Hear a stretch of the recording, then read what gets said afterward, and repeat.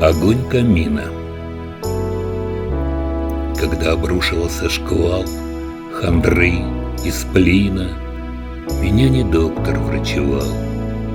Огонь камина. Сгорали в пламени огня дурные мысли. Камин поддерживал меня.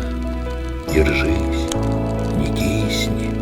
Он говорил, он не молчал. Он стал мне другом.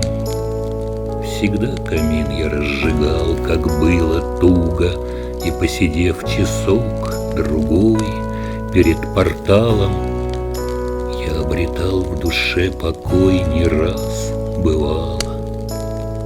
Тепло родного очага, камина, речи влекут к себе издалека, и душ